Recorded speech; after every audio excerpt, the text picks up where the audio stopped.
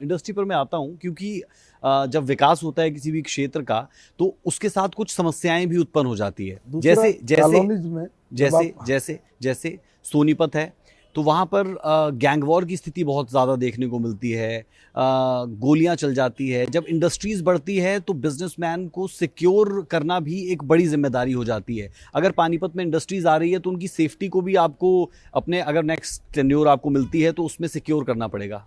Industry में जब मैं बना तो मुझे 20 दिन हुए थे बने। जी जी। तो मुझे इंडस्ट्री के लोगों ने बुलाया और बुला के कहा डांडा साहब हम्म। एक बार हमारे यहाँ चाय पीने के लिए आओ। हम्म।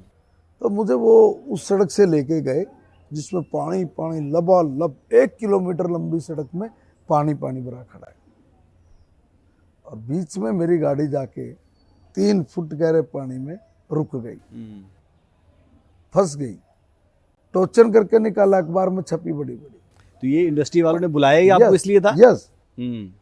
और जब टोचन करके निकाला मैं कहने लगे बोले ये देखो क्या हो रहा है। मैं कहा मुझे बने आज 16वां दिन है, हम्म। तो ये बताओ ना हरियाणा नंबर 1 कैसा है। बोला सर वो तो सुनते ही नहीं थे। हम लोगों की इंडस्ट्री के ताले लग गए, रियलिटी में ताले लगे हुए थे। ये तोहफा मिला आपको विधायक बनने का? कोई सड़क नहीं थी, गड्ढे थे। इंडस्ट्री के बाहर है हमारे यहाँ पे, वो आते हैं, वो आने बंद हो गए थे। इंडस्ट्री में कोई भी आदमी आता है पहले वो इंडस्ट्री देखता है, उनको ऑर्डर्स वगैरह देता है, तो सारे नियम्स देखते हैं वो लोग, तब जाके इनको कोई ऑर्डर मिलता है, काम मिलता है। सबकी इंडस्ट्री के सामने कीचड़ है, गंदगी गंदगी है, कोई ऑफिस में जाता नहीं है। और इन लोगों ने दिल्ली में अपने ऑफिस बना के रखे हुए थे कि कोई भी बाहर आएगा हम लोग यहीं से उसको निपटाएंगे, ऑर्डर लेंगे चले जाएंगे। ये हालात थी इंडस्ट्री के सेक्टरों की।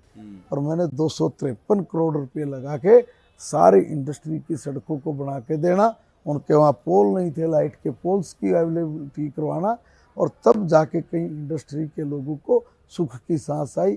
तब जाके वो अपने लोगों को यहाँ बुलाने लगे कि अब आइए, अब हमारे की वहाँ की व्यवस्था ठीक हो गई है। ठीक है सर।